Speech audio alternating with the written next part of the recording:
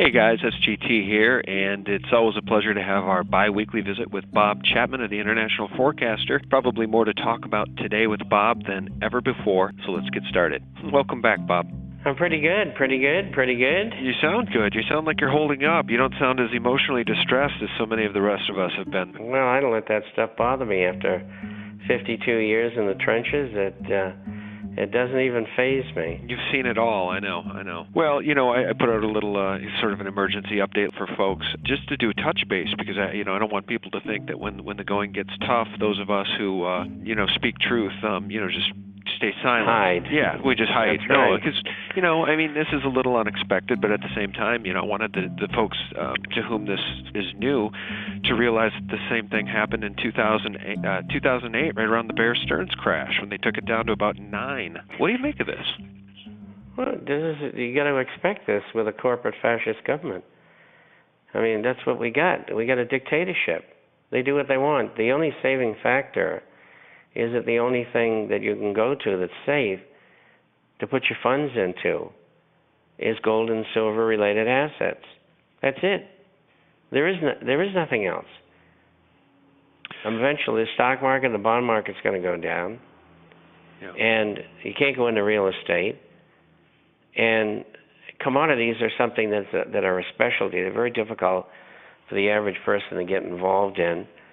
It's okay for professionals, but not the guy in the street. So the simple way to do it is the way that we've recommended. And what do? When you find a bottom, you buy some more. Yeah, that's it's okay. Right. Yeah, well, and they're giving us an extraordinary opportunity to go out there and buy some more physical at a 30% discount to where it was a week ago, Bob. That's insane, a 30% discount, because we all know that the COMEX is under pressure. They have less than 33 million ounces of physical silver left on hand. A few months back, they had 107 million ounces on hand. So essentially, there is a run on physical silver at the COMEX right now, and these banksters just gave everybody that's listening to this a 30% discount on physical. That's right. And none of the coin stores, purveyors, they don't have any inventory. You can pick up some here and there. One of our subscribers lives about 3 blocks from the Perth Mint in Australia. And he went down to buy some yesterday. And all these people are in line, 30 or 40 of them. And he says, don't put this in the publication. But I was in line, and there was one guy there who was a seller. He says, I bought the silver from him. Sometimes when I go and I buy physical at a coin show, I do feel like I'm getting away with something. I'm exchanging this paper, and they're taking it, and they're giving me something that I know is precious. I've done the research. I know what the fundamentals are. I can't believe that these dealers, Bob, these dealers don't even know as much as we know. No. They're happy to take my paper and give me the silver. It freaks me out. Well, all they want is the current income, and that's always been the case. I was involved in coins before I was involved in stocks, and so I knew hundreds of dealers, and not as a professional, but as a accumulator. And really, there are some exceptions, but by and large, they think they know something they don't. Yeah. Both gold and silver in here are attempting to make a bottom. Whether that'll stick or not remains to be seen, but it's coming. Look, this is what happened. We had margins of 10,000. They raised margins 5 times in 6 days. Right. And the margin right now is 21,600. Now, what they did is, the government, is they got a hold of the big commodity houses, and they told them that because of the situation that was going on, they wanted them to recommend their clients to sell out of the commodity market, especially gold and silver. And they asked them to double the margins at which CME had set. And CME, which is the owner of COMEX, they had been told what to do. That's why you had 5 increases in margin requirements.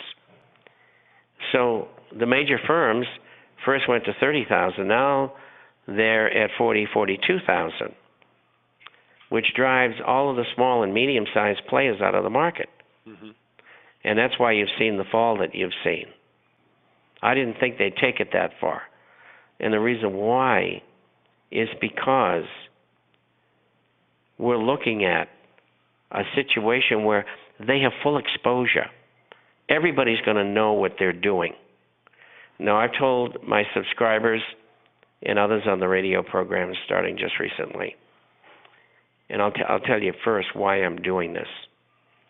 A friend of mine owns a mining company, and there's been a 2-year case pending in Canada of naked shorting his stock, and charges about to be brought very soon. A lot of investigation. The Canadian authorities were very, very, very good in doing their job. Good. Now, he is talking to one of the top people at the SEC, and he went to them 9 months ago, and they weren't interested. They said they've lost his file, and through connections, he was introduced to the right person, and they have a full-blown investigation going on right now. And one of the people who runs one of the exchanges told this gentleman, when asked, he was asked, have you received any complaints from people about naked shorting in gold and silver or in the stocks? And the guy says to him, you would think that they had call centers. He said, the 3 major exchanges in the SEC and the CFTC, Commodity Futures Trading Corporation, they are receiving over 1,000 complaints a day. That's fantastic. Now, this is what you do, ladies and gentlemen. You write a note and you email it, and the note will say, Dear Mr. So-and-so, or Miss So-and-so, whatever. I own gold and silver, coins, bullion, and shares. And the United States government is manipulating the market, and I want to stop now. That's all you have to put in there. You send that to every representative, every senator, CFTC, SEC, and the 3 CEOs of the New York, American, and NASDAQ stock exchanges. And even if we don't get any satisfaction from them, they know we know what they're doing. Yeah. And a time will come when there will be retribution legally. Yeah. And even if they're dead, we'll go after their estates. Yeah, it's our duty. They're not going to get away with this. They are so blatant, they think they're above the law, which they are presently, actually. Right. But that will change. And that's what you should all do. Bombard them and have everybody bombard them. They don't expect it. The amount of complaints is rising day by day. And some of the congressmen and senators are starting to talk to each other about the problem. Gold's up $4.70 and silver's up 10 cents. It shows you how volatile the market is right now. Yeah, no, and you're right. It is our duty. It's our duty to write our congressmen and our senators and to speak out, because I had a thesis not that long ago, Bob, as you know, which was even if the CFTC doesn't step up and do their job and enforce regulations, it does not matter. This was my opinion, because the silver market and the silver price was finding its true value as that thing moved up to 50. But I had underestimated when I wrote the article that $50 silver is the bankster's Waterloo, and at sgtreport.com. I underestimated them, Bob. I didn't realize that they would throw 8 years of global silver supply in paper at the market in a week. I want to credit an article to Jason Hommel in which he wrote, quote, one article last week noted that, quote, 8 years of global silver supply changed hands last week. He could not calculate how much silver traded hands in the OTC, the over-the-counter markets, which are unreported and unregulated, which are typically 20 times larger than the visible markets like the COMEX and the ETFs. The article shows that the amount of paper trading of silver has recently grown to perhaps 1,000 times larger than the real silver market. Bob, I mean, this is when we talk about the 100-to-1 paper manipulation of gold and silver, the 100 plus ounces of paper silver and paper gold that are in the markets for every 1 ounce of physical, we are seeing it. If people don't believe that, they need only look at the daily volume in the SLV over the last week. They need only look at what's happening in the COMEX. It's just extraordinary, the number of contracts, the number of paper, the paper charade that this is cannot be overestimated. Well, I couldn't have said it better, and there was no resistance at $50. That's what the problem was. Sure. And I talked about it. I said, almost everybody who bought silver at that level is dead. Or it went to their heirs, and they, of course, sold it. Yeah, you're right. No, we talked about and then that last time. Then I got a couple of letters, and the letters said, "Hey, wait a minute, I'm not dead yet," and I still got that position. So I didn't feel foolish. 2 out of millions of people that there's just a few I of those talked guys to. left. Yeah, right. But anyway, that was it, and that's why they had to act there. But I didn't think they'd take it down this far. I didn't think they were that dumb. I didn't either, and to be honest with you, I didn't think they could, and that's where I feel like I've really underestimated their ability to carry out nefarious acts. I didn't even think they could, because I thought, and I still do. I mean, I know there is strong support at $25.50. I mean, that's Katie bar the door. All hands in, buy as much as you can. The Chinese will put a floor on this thing, I think, at some point. But I thought the Asian buyers would step in long before now. But maybe they can't even deal with this much paper. Well, I think they've been buying all the way down. Yeah. And that would be the Chinese, the Russians, the Brazilians, the Iranians, the Indians, of course.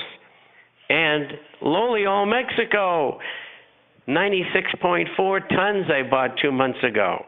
Mm-hmm. I mean, you got to be kidding me. Mm-hmm. And there's been a big movement in Mexico for the past, I'd say, 15 years to back the peso with silver. They're the second largest producer in the world. Yep. Quite frankly, Mexico is a very well-run country. I mean, there's a lot of corruption, but every country has it. Mm-hmm. Mm-hmm. In fact, our country, America, today is probably one of the worst.